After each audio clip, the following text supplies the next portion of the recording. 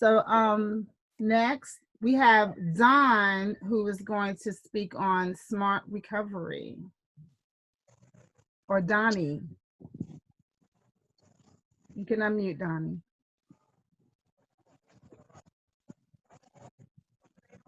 Oh, shoot. And I say that because I've been clean the whole time, which is sort of an anomaly for people at times. But recently, things have gotten, my foundation in recovery was really rocked. My older brother passed away, and, I could feel the slippage going on. And I had to take a good look at what I was doing. And what I finally realized was I think a lot of times, sometimes we end up on autopilot in life and we just do things and we're not really paying attention. I really had to get out of autopilot and go back to what the basics were for my foundation of recovery. And they were things like going to meetings, calling people, exercising, eating properly, sleeping well, and really focus on the basics and make sure I'm focusing on them and I'm not doing them through autopilot. Over the past couple weeks since I've made that change, I've stabilized again and I'm in a good place. It's still sometimes tough to talk about things because it's pretty emotional. But I was going to begin with the foundation of recovery. My first 5 years in recovery were really based on the 12 steps. I went to 3 or 4 meetings a week and built a fairly strong foundation.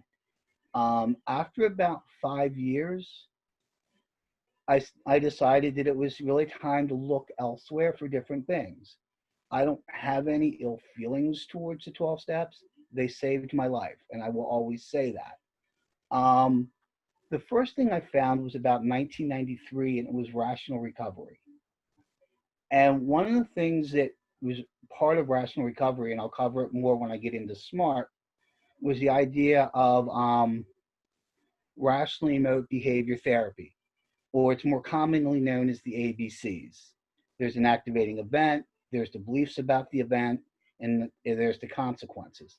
It's the beliefs that are the problem, not the event. And I'll get into that a little bit more when I talk about SMART. But I spent about a year and a half with that kind of program. From there, I moved into the Tao of recovery, and Tao is Chinese for the way. And what I learned there was the lower I can stay to the ground, the harder it is to blow me over. And what I mean by that is that ego thing. The the more I can kind of squash my ego, the easier it is to stay sober because I don't have grandiose thoughts about things. Um, and the other thing I learned was that if I can grasp something with my heart, it's really hard to lose because it's a belief system at that point. Um, Spent a few years just sort of reading and learning about the way, and that was very, very helpful for me. The next stop along the way was a Wiccan 12-step program, which I found very good because what it helped me understand was the idea of centering myself and staying centered in goodness. Again, that was really helpful because if I'm centered, I'm doing pretty well. It's when I get out of center that things can get a little bit more chaotic for me. So making sure I stay centered is very important. About 11 years ago, I ended up deciding that I wanted to be a facilitator for SMART Recovery. And SMART stands for Self-Management and Recovery Training. We're an abstinence-only program, we're an empowerment program, and we're a choice program. Um, we use 4 main points for our groups and for learning how to stay sober. The first point really is motivation to stay sober. And within that, I think there's 2 things that are really important. One is finding meaning and purpose in life. If you find meaning and you find purpose, sobriety becomes a lot easier because you don't want to lose those things. You learn to value those things. And one of the tools that we use a lot is a cost benefit analysis, where the first question we're going to ask you is, what's good about using? Because we got something out of it when we did it. What did you get out of it? And that will also help you understand what some of your other triggers would be. If you use because you felt you were lonely, you used because you wanted to be more socially, you wanted to be more social, those becomes issues for you when you're learning about urge control. Second part of a cost benefit analysis is what's bad about using.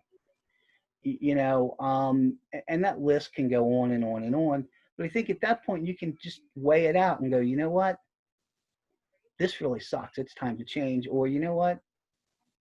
It's not that bad. I'm going to stay out here for a while. But I like it because it's very black and white. The next part of a cost benefit analysis is what's good about changing the behavior. And the thing I always like to tell people is the idea of being present. When we're using, we're either high, trying to figure out how to stay high, or cover up our mess. So we weren't really present in anything we were doing. And I think that's a huge gift, and it's something I've always been grateful for in recovery, is the idea of being present. There's many other things that are good about being clean, but I think that's one of the early on ones that I liked. Um, the the fourth part of our cost benefit analysis is what's bad about getting clean. And I think, when you've been clean for a while, sometimes you forget about the fear of being clean, dealing with the shame and guilt, dealing with the boredom, dealing with, will I ever have fun again? So, and I like that tool because I think it puts it on paper very well. You can look at it as a pros and cons list. You can look at it as the cost benefit analysis. But that's the first point we work with. The second point we work with is urge control. And the first thing we talk about in urge control is that life's uncomfortable. And what we did when life was uncomfortable was we went and got high. We didn't want to deal with it. There's three kind of techniques you can learn relatively quickly to help in the beginning. And there's a lot of other techniques you can learn, but the first three that are pretty easy are avoidance. There are just people, places, and things we should avoid in early recovery.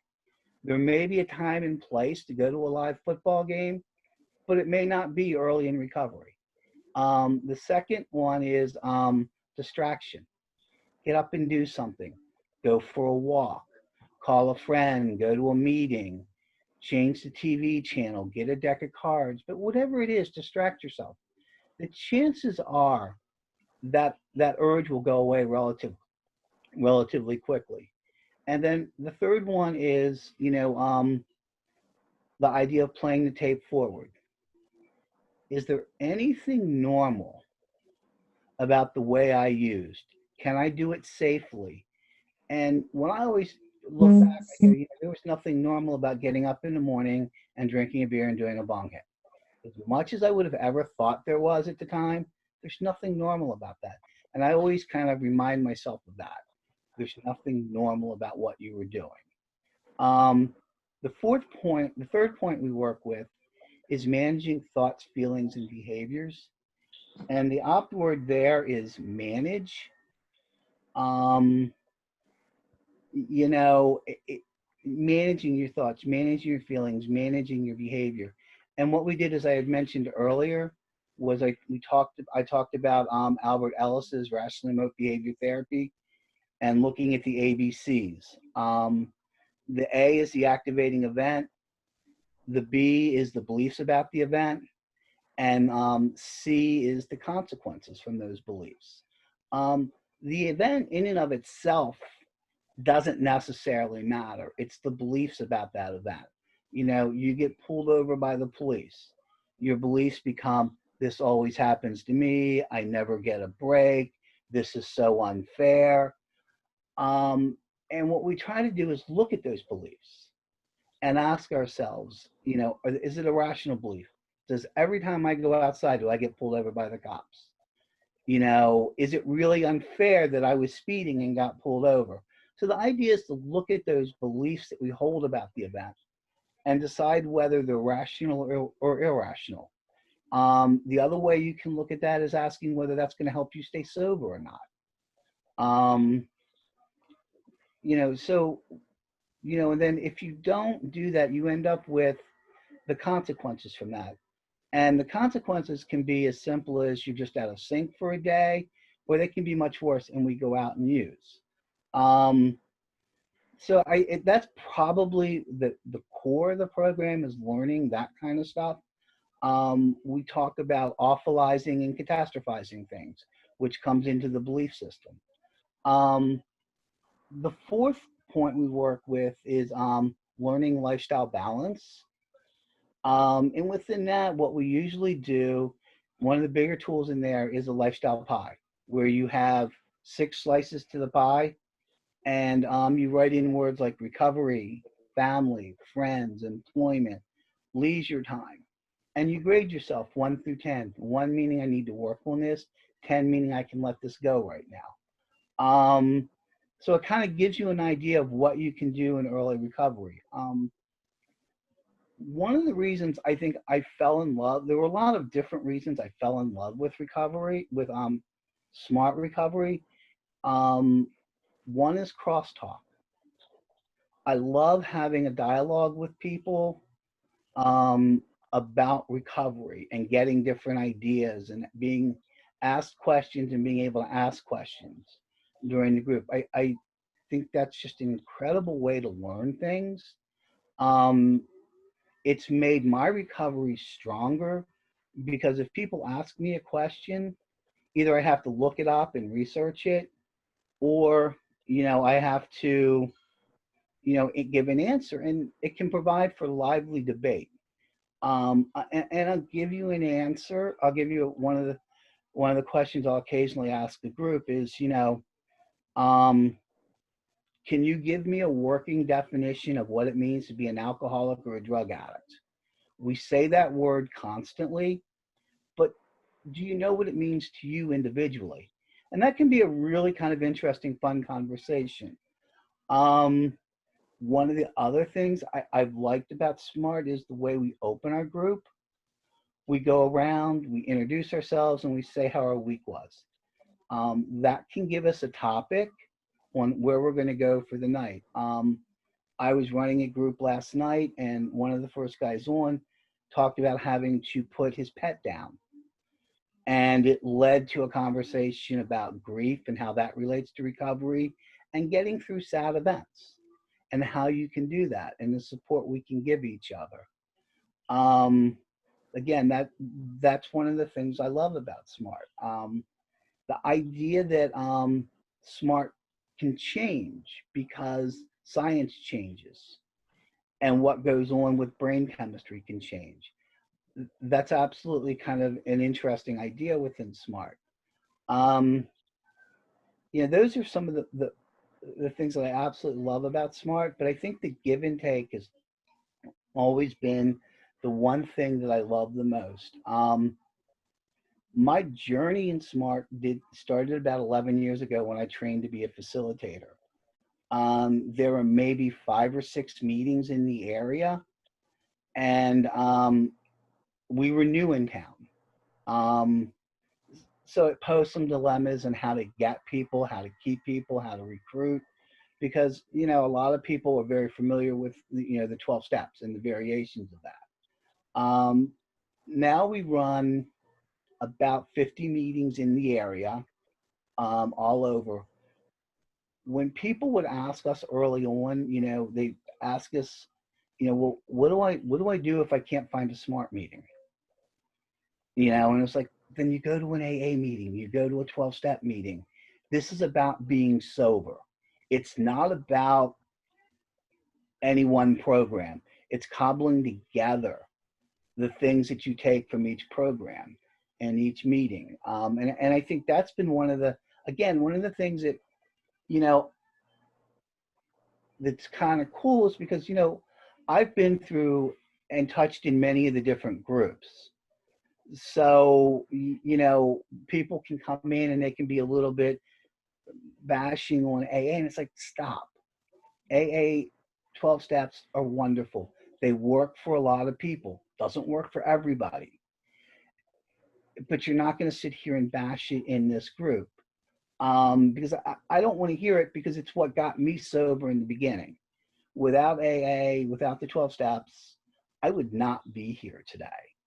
But as I've said, as I'll tell anybody, it didn't answer all my questions.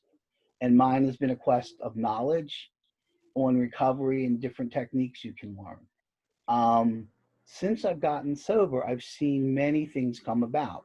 You know, Refuge Recovery, who I think is later today, Celebrate Recovery, who's later today, and all these wonderful programs that are out there. And you can take from all of them and make your program work. I think part of it is just, you know, being open to whatever people are saying. I from everything I can tell with SMART, the biggest fear people have is the crosstalk. Either you're going to love it or you're going to hate it. But that idea of that somebody can ask you a question in the middle of a group can put you on the spot. And, you know, so that's kind of where I'm at. This has been a tough period of time for me for the last month or so. But the foundations I've built through the different programs are what has sustained me. I'm willing to take any questions. If anybody has any questions on this. Yeah, Donnie, hi, thanks for sharing what you shared. Very informative. Now, I talked to a guy who was representing SMART a few years ago at the Turk conference, and he had a booth, and you guys had a workbook for like $10 or something. Can I buy that online? You can go to smartrecovery.org, and you can buy the book online. I want to say it's $11.99. Okay. It has a lot of really good information. I think one of the things for early recovery is in urge control. They have a urge log where, you know, you put the date down, the time down, where you were at, what you were doing, how intense it was, so you can track your urges early on. You know, and I think sometimes we don't recognize it. A friend of mine was talking this morning, and he said it was, you know, he found out he had season affective disorder when he was talking with his acupuncturist last year, and he went, you know, I'm just starting to feel really bad, really out of sorts. And she pulled out her notebook and she said, you know, you've said this for the last 3 years in a row. You might look at whether you have season affective disorder. So I think that urge control can kind of show you, is there a pattern to when you have an urge? I mean, some are just come about out of the blue, but some are much more, you know, time framed, event oriented. Okay. So the workbook that you guys have, is that kind of like the workbook? Would that be equivalent to like a step working guide that we use in a 12-step program? Is that the kind of like the basic text or something? That's our basic text, yeah. Okay. And it has the different tools in it. There's a hierarchy of values. There's the cost benefit analysis, a change plan worksheet. Like, you say you've been sober for 2 years and you now want to quit smoking. You know, you have a change plan worksheet. What change do I want to make? I want to quit smoking. You know, how important is it to me? So you can look at that and use that for other things. I think that, and I think all the programs have that in common, that the tools you learn, you can use in your everyday life, which I think can be really helpful. Okay. And then my last question was, early on you were talking about motivation, and you were saying that it was like related to meaning and purpose. Mm-hmm. And in the 12 steps, we usually identify finding a God of our understanding as a way that we find meaning and purpose. So in smart recovery, is there a mention of a higher power, or meaning and purpose is the equivalent of that, or how's that work? I would say it's the equivalent of, we're going to tell you we're a scientific-based program. Okay, Um, scientific base. yeah, Okay. whether, and I'll use me personally. I have a belief in a higher power, but for the group, it's scientific. It's not, it shouldn't really come up.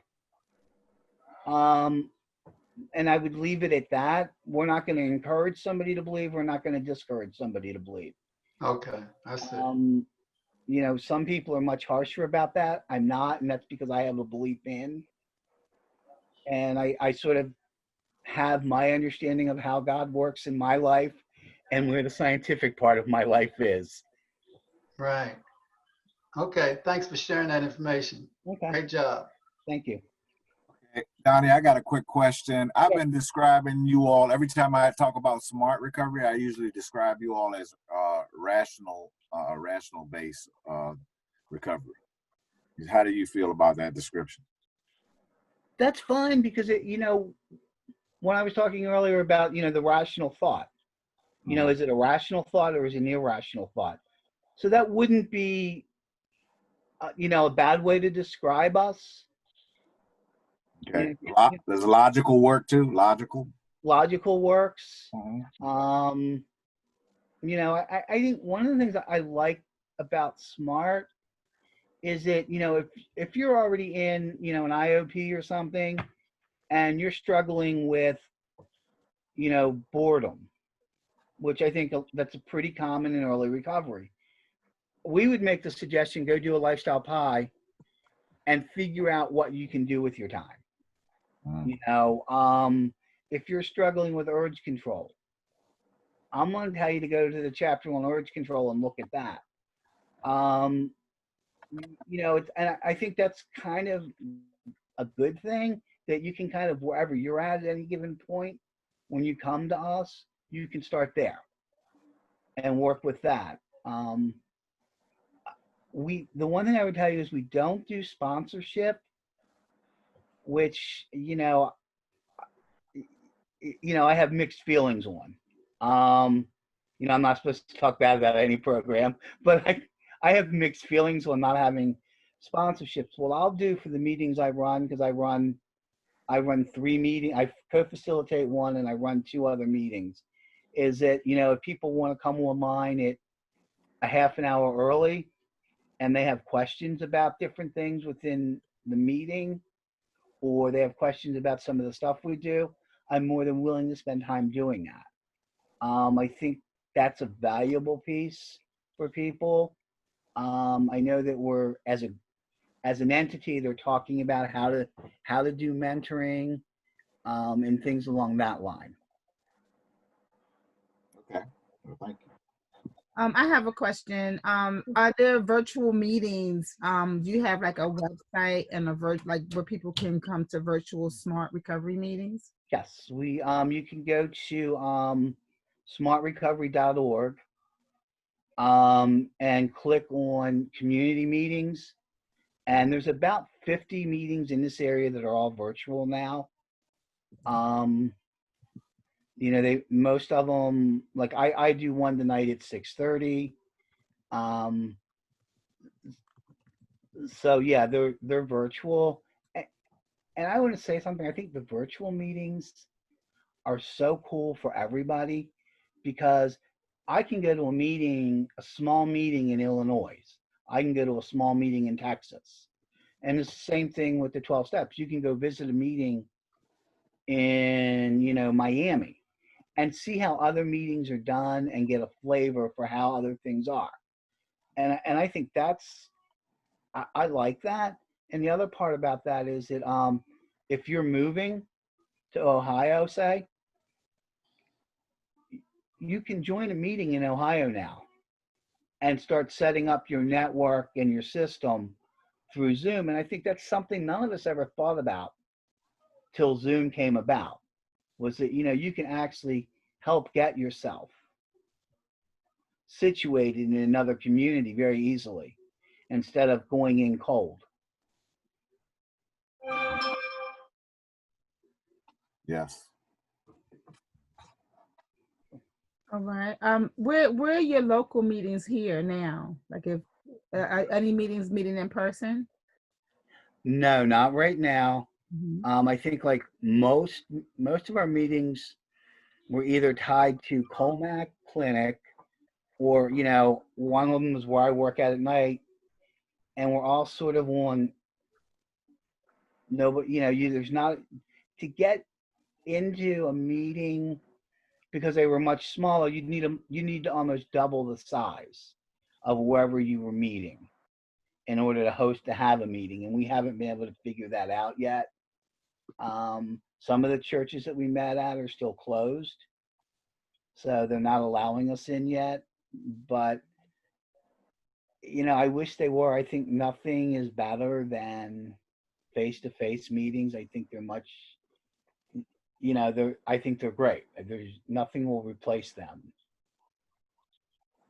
But no, they're none that I know of are live yet, beyond Zoom.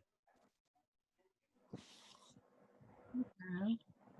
Does anyone else have any questions for Donnie?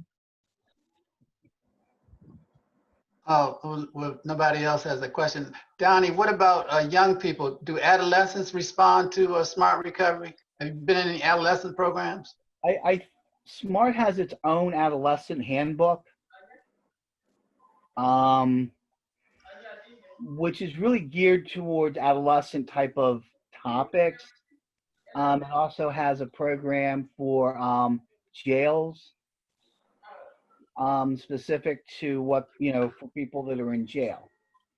So again, that's on the website. I have books at work. If anybody, I don't know how to actually put anything into chat, but if Tanya puts my number in, people can call me and I can get an address and I'll mail you one of the teen books. I don't have any of the handbooks for being in jail, working in prisons, but the other thing I would mention is like Al-Anon. Smart has its own version of Al-Anon, which is Family and Friends. And again, it's a little bit more scientific based. So, that I'd give that a little bit of a plug too. Oh, thanks. What? Thanks for sharing that. Yeah. And the other thing is, I think all the facilitators for SMART are trained. Years ago, I went through a 20-hour course to be trained to facilitate groups. And now it's a much more elaborate. It's like a 40-hour course to go through. If you're looking for CEUs because you're a professional, you can get them doing that.